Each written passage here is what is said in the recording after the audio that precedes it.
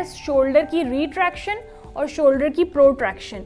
ठीक है, ये मूवमेंट आपने करनी है। हमारा टॉवल स्ट्रेच आ जाता है। टॉवल स्ट्रेच में क्या होता है कि लाइक दिस मूवमेंट आपकी होनी चाहिए। Cross body stretch, cross body stretch को किस तरह से करेंगे? Like this is your arm and this is your shoulder, kind of this movement.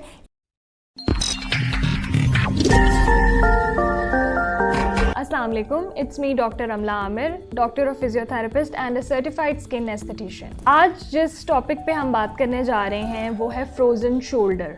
ठीक है, फ्रोज़न शोल्डर क्यों होता है, कैसे होता है, क्या इसके रिस्क फैक्टर्स हैं, आज हम उनको डिस्कस करेंगे। फ्रोज़न शोल्डर को क्लिनिकल टर्म में मैं बताना चाहूँगी कि हम क्या कहते हैं, एडहेसिव कैप्सुलाइटिस। ठीक है, और आसान ज़बान में कि कंधे का फ्रीज़ हो जाना या कंधे का जाम हो जाना। ठीक है, अब जैसा कि आप देख रहे हैं कि आजकल विंटर्स हैं और अगर कोई पेशेंट्स हैं जो फ्रोज़न शोल्डर के साथ हैं, उनकी कंडीशन मज़ीद बढ़ जाती है, मज़ीद एग्जैजरेट हो जाते हैं उनके सिम्टम्स इस तरह के वेदर में। तो सबसे पहले हम बताएंगे कि फ्रोज़न शोल्डर क्या है, उसकी क्या स्टेजेस हैं, किस तरह से ये कॉज होता है। Frozen shoulder basically above 40 to 50 years की एज में कॉज होता है, बिटवीन 40 to 60 ईयर्स के राउंड अबाउट ये रहता है। ठीक है, ये एक्यूट भी होता है, ये क्रॉनिक भी होता है। इसकी दोनों तरह की स्टेजेस होती हैं। जो क्रॉनिक होता है वो basically with in months, with in years भी ले लेता है रिजॉल्व होने में, लेकिन जो एक्यूट है वो फ्यू डेज, फ्यू वीक्स तक जो है वो रिजॉल्व हो जाता है। तो अब इसमें जो है सबसे पहले जो हमें इनिशियल सिम्टम्स आना स्टार्ट होते हैं वो है पेन है। ठीक है, बहुत ज़्यादा अकड़ाव शोल्डर में महसूस होना स्टार्ट हो जाता है, kind of stiffness, kind of inflammation. हमारे शोल्डर के अंदर जो हमारा शोल्डर का कैप्सूल है उसके अंदर स्कार टिश्यू की फॉर्मेशन होना स्टार्ट हो जाती है। वो कैसे होती है कि जितने भी टिश्यूज़ हैं शोल्डर के अंदर वो इतने ज़्यादा इन्फ्लेमेशन की तरफ, इतनी ज़्यादा स्टिफनेस की तरफ चले जाते हैं कि वो स्कार टिश्यू फॉर्मेशन स्टार्ट कर देते हैं। और उसके अंदर जो हमारा कोलेजन पाया जाता है शोल्डर के कैप्सूल के अंदर, वो बहुत ज़्यादा स्टिकी होना स्टार्ट हो जाता है। अब फ्रोज़न शोल्डर और डायबिटीज़ का बहुत ज़्यादा इसमें लिंक है कि एक डायबिटिक पेशेंट है तो मस्ट है कि उसे फ्रोज़न शोल्डर कॉज हो सकता है। उसकी क्या वजह है कि यही जो हमारी कोलेजन है हमारे शोल्डर कैप्सूल के अंदर, ये बहुत स्टिकी हो जाती है शुगर मॉलिक्यूल्स की वजह से जो उसके साथ अटैच होते हैं। तो एक डायबिटिक पेशेंट बहुत बड़ा रिस्क फैक्टर है फ्रोज़न शोल्डर कॉज करने का। इसके अलावा अगर किसी को थायराइड के प्रॉब्लम्स हैं, हाइपोथायरॉयडिज्म है, हाइपरथायरॉयडिज्म है, ठीक है, अगर कोई पेशेंट है जिसकी कोई ना कोई अंडरलाइंग हार्ट डिजीज़ चल रही है, कोई मसल रिलेटेड उसका इशू है, जो उसका अगर तो कोई डिस्क का इशू है, कोई सर्वाइकल स्पाइन का जो अगर नेक का इशू है, जो उसके शोल्डर तक उसके पेन, उसके सिम्टम्स आ रहे हैं और आगे वो आर्म तक रेडिएट करते हैं, आर्म में उसके हाथों में नमनेस और टिंगलिंग कह लें कि चुभने वाली या सुन्न होने वाली कंडीशन जो है वो कॉज कर देते हैं। इसमें एक और चीज़ हाईलाइट करने की बहुत ज़्यादा ज़रूरत है, वो है हमारे ट्रिगर पॉइंट्स जो कि हमारे शोल्डर के अंदर इस कंडीशन में बन जाते हैं। ट्रिगर पॉइंट्स बेसिकली क्या होते हैं, ये टाइट बैंड्स होते हैं मसल के, बहुत टाइट सी नॉट्स बन जाती हैं, जिसे हम गुच्छे कहते हैं। टाइट बैंड से गुच्छे बन जाते हैं जो बेसिकली बहुत ज़्यादा पेन कॉज कर रहे होते हैं। उनको रिलीज़ करना, उनको ट्रीट करना बहुत ज़्यादा ज़रूरी होता है।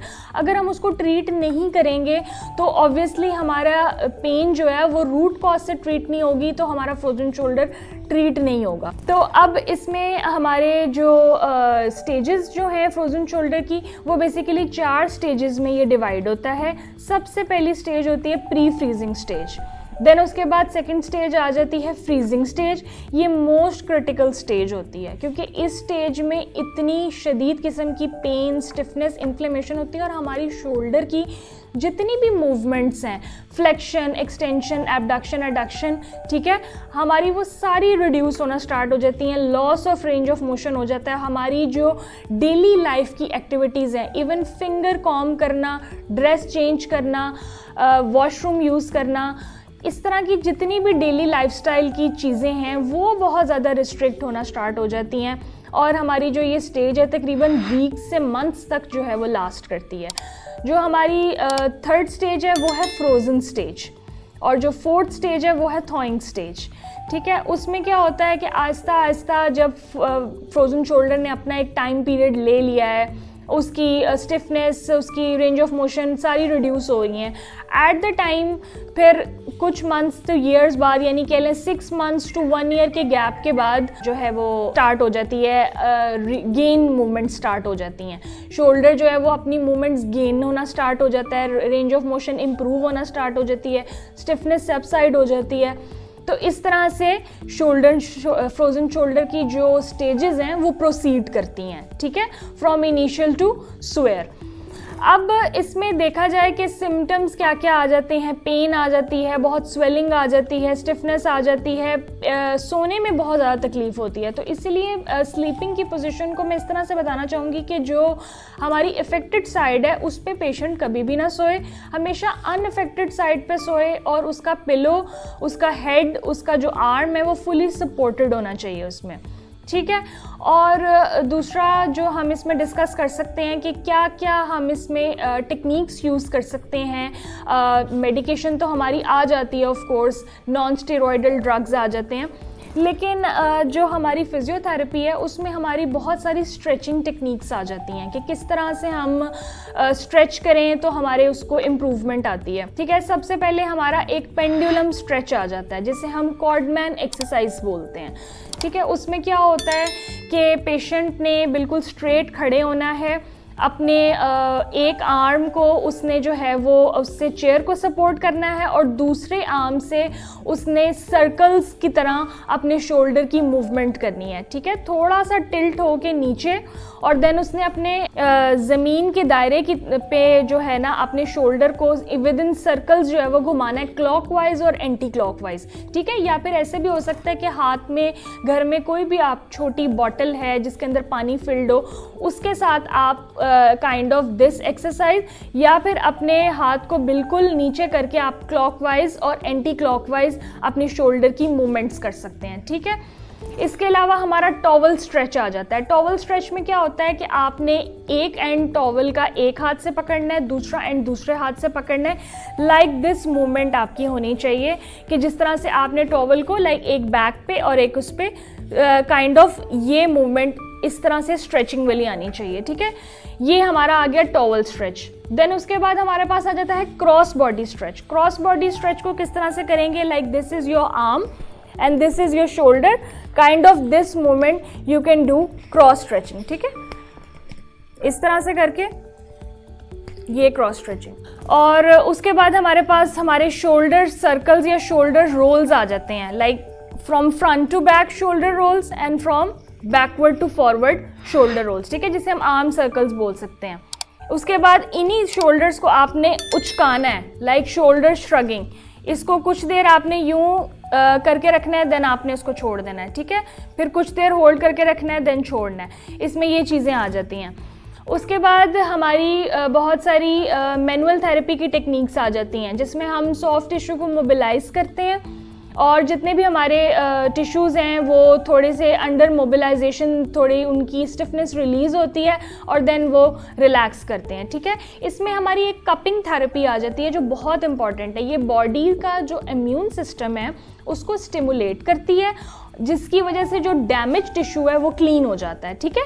इसमें क्या होता है कि वो स्पेशलाइज्ड से कप्स होते हैं, वो आपके एक इफेक्टेड एरिया पे रखे जाते हैं, ठीक है, और वो आप ही का फ्रेश ब्लड जो है उसमें से विदड्रॉ कर रहा होता है, ठीक है। तो उसमें क्या होता है कि आपकी रिकवरी बहुत जल्दी स्पीड अप होती है और आपकी इन्फ्लेमेशन, आपकी स्टिफनेस जो है वो सबसाइड होती है। देन उसके बाद एक टेक्निक आती है काइनेसियो टेपिंग, ठीक है। काइनेसियो टेपिंग भी एक फिजियोथेरेपी की टेक्निक है जिसमें क्या होता है कि ये बेसिकली एक टेपिंग टेक्निक है। कॉटन स्ट्रिप्स होती हैं, टेपिंग टेक्निक है, ये रीयूजेबल होती है, और अगर आप इसको अच्छे तरीके से लाइक इस टेपिंग टेक्निक को अप्लाई करें तो ये तकरीबन 1 हफ्ते तक भी अच्छे से ये रह सकती है, अगर तो ये प्रॉपरली करेक्टली किसी टेक्नीशियन या फिजियोथेरेपिस्ट ने अप्लाई की हुई है, ठीक है। और ये वाटरप्रूफ होती है तो कोई किसी तरह की स्किन इरिटेशन नहीं ये कॉज करती। उसके अलावा हमारे पास जो है वो आ जाए स्ट्रेंथनिंग एक्सरसाइजेज आ जाती हैं, ठीक है, जिसमें रेजिस्टेंस बैंड्स बहुत ज़्यादा वर्क प्ले करते हैं कि उसमें आपने फ्रंट टू बैक, सब साइड और ये साइडवेज, फॉरवर्ड, डाउनवर्ड, आपने रेजिस्टेंस बैंड हाथ में पकड़ के उसकी मूवमेंट्स करनी होती हैं। फिर ये जो आपका पीछे स्कैपुला है, ठीक है, इस स्कैपुला को यानी कि जो ये मूवमेंट है शोल्डर की रिट्रैक्शन और शोल्डर की प्रोट्रैक्शन, ठीक है, ये मूवमेंट आपने करनी है। इससे आपको बहुत ज़्यादा जो है कि सिम्टम्स जो हैं वो सबसाइड होते हैं। तो अब इसमें देखा ये जाता है कि शोल्डर की जो बेसिकली ये कंडीशन है ना, ये बहुत ज़्यादा मिसडाइग्नोज की जाती है दूसरी भी शोल्डर की कंडीशंस के साथ। लाइक क्या हो सकता है इसमें, रोटेटर कफ हमारे शोल्डर में एक मसल पाया जाता है, ठीक है, रोटेटर कफ का टियर हो गया है, तो मोस्टली फ्रोजन शोल्डर के सिम्टम्स जो हैं वो इसके साथ मैच कर रहे होते हैं। या फिर शोल्डर की कोई इम्पिंजमेंट हो गई है या टेंडनाइटिस हो गया है कोई, या इस तरह का कोई टेंडन रप्चर हो गया अंदर से कोई भी इस तरह, तो अब पेशेंट बाजू नहीं उठा पा रहा या वो मूवमेंट्स नहीं कर पा रहा, तो यूजुअली लोग उसे कह देते हैं कि भाई इसको फ्रोजन शोल्डर है। बट ऐसा नहीं होता। हर कंडीशन को हम जब तक एक फिजियोथेरेपिस्ट या कोई भी ऑर्थोपेडिक सर्जन या किसी भी तरह का डॉक्टर जो है वो ये नहीं एवेलुएट कर लेता कि उसके लिए कुछ स्पेशल टेस्ट परफॉर्म किए जाते हैं, ठीक है। लाइक हम hand behind the back, this is a test to perform के पेशेंट का हैंड कितना बैक साइड पे जा रहा है, ठीक है, कितनी उसकी रेंज रिस्ट्रिक्ट है और कितना वो ऊपर लेके जा सकता है। Then second number is true arm test, ठीक है। ट्रू आर्म रेज लाइक आपने सीधा उसे कहना है towards the ceiling, towards overhead आपने उसे लेके जाना है कि पेशेंट की मूवमेंट कहाँ पे रिस्ट्रिक्ट होती है, कितनी डिग्रीज तक वो मूवमेंट परफॉर्म कर सकता है, ठीक है। तो ये कुछ टेस्ट हैं जो हमने, और फ्रोजन शोल्डर के लिए हम स्पेसिफिकली जो टेस्ट परफॉर्म करते हैं वो एप्रीहेंशन टेस्ट करते हैं। उसमें क्या होता है कि पेशेंट बिल्कुल सीधा खड़ा होता है, उसके आर्म्स बिल्कुल साइड पे होते हैं, एल्बो उसकी 90 डिग्री फ्लेक्स्ड होती हैं और उसने आउटवर्ड शोल्डर की रोटेशन करनी होती है। बट जो पेशेंट फ्रोजन शोल्डर से डायग्नोज है वो कभी भी शोल्डर की आउटवर्ड रोटेशन नहीं कर सकेगा। हमेशा उसकी जो एबडक्शन है और उसकी जो एक्सटर्नल रोटेशन है वो रिस्ट्रिक्ट होगी मोस्टली फ्रोजन शोल्डर के पेशेंट में। तो अब अगर हम उसे कहें कि यार रोटेटर कफ जो है ये वो भी टियर हो सकता है, ये फ्रोजन शोल्डर भी हो सकता है, तो लोग बहुत सारी फ्रोजन शोल्डर की कंडीशंस को मिसडायग्नोज कर देते हैं। तो अब रोटेटर कफ में क्या होता है कि पेशेंट जो है टू सम एक्सटेंट शोल्डर उठा लेता है, बट फ्रोजन शोल्डर में टोटली मूवमेंट रिस्ट्रिक्ट होती है और डल एचिंग पेन होती है। इसकी वजह से जो है वो हम इसको डिफ्रेंशिएट कर सकते हैं कि ये कैसे है। अब इसमें जो है हमने सारे इसके ट्रीटमेंट ऑप्शंस डिस्कस कर लिए हैं कि इसमें हमारी स्ट्रेचिंग, स्ट्रेंथनिंग और हमारा सारी जो है वो मैनुअल थेरेपी की टेक्निक्स आ जाती हैं, हमारी जितनी भी ये सारी कपिंग थेरेपी और काइनेसियो टेपिंग मैंने बताया, ठीक है। तो हम टॉपिक को कंक्लूड करेंगे इसी तरह कि अगर जो है वो पेशेंट आप जो है वो फ्रोजन शोल्डर का है और अगर उसमें जो है वो इस तरह के सिम्टम्स आ रहे हैं तो ऑब्वियसली उसे हम किस तरह से ट्रीट कर सकते हैं, कौन से हमारे पास डायग्नोस्टिक टूल हैं या कौन सा ऐसा ट्रीटमेंट है जिससे हम उसको जो है वो बेहतर कर सकते हैं। अब जैसा कि मैंने आपसे स्टार्ट में बात की थी कि विंटर्स में ये ज़्यादा एग्जैजरेट क्यों हो रहा है। विंटर्स में ये ज़्यादा एग्जैजरेट इसलिए हो रहा है क्योंकि जो हमारा एयर का एटमॉस्फेयर है उसमें जो प्रेशर है वो बहुत ज़्यादा डिक्रीज़ हो रहा है और जो हमारे बॉडी के मसल्स हैं, सॉफ्ट टिश्यूज़ हैं, वो बहुत ज़्यादा एक्सपैंड कर जाते हैं। सो लेस प्रेशर की वजह से, लेस एयर प्रेशर की वजह से विंटर्स में क्या होता है कि आपको ये प्रॉब्लम ज़्यादा होता है। तो विंटर्स में इस कंडीशन के साथ बचने के लिए पेशेंट क्या कर सकता है कि वो खुद को वार्म रखे, वार्म क्लोथ्स, देन उसके बाद हीटिंग पैड का इस्तेमाल बहुत ज़्यादा करे, ठीक है, हीटिंग पैड यूज़ करें। वैसे तो इनिशियल कंडीशन में हम कोल्ड थेरेपी रेफ़र करते हैं क्योंकि अगर पेशेंट के सिम्टम्स जो हैं वो बहुत ज़्यादा इनिशियल और इस तरह से हैं, स्वेलिंग है, स्टिफनेस है, इस तरह से। लेकिन जो हमारे इस तरह के विंटर्स में स्टिफनेस बहुत ज़्यादा हो जाती है, उसके लिए हम हॉट थेरेपी, जो हीटिंग थेरेपी है वो रिकमेंड करते हैं, ठीक है। तो आप जो है इस तरीके से इसको ओवरकम कर सकते हैं इस तरह के वेदर में भी, ठीक है। और एट द एंड हम इसे कंक्लूड इस तरह से करेंगे कि कोई भी पेशेंट है फ्रोजन शोल्डर का और उसको ये सारे सिम्टम्स हो रहे हैं, कोई भी आप व्यूअर्स में किसी की भी कोई क्यूरी है रिगार्डिंग दिस, तो स्क्रीन पे मेरा नंबर चल रहा है। रिगार्डिंग दिस एनीथिंग आप उसे जो है अपॉइंटमेंट बुक कर सकते हैं और कुछ भी एनीथिंग कंसल्ट कर सकते हैं। Thank you very much.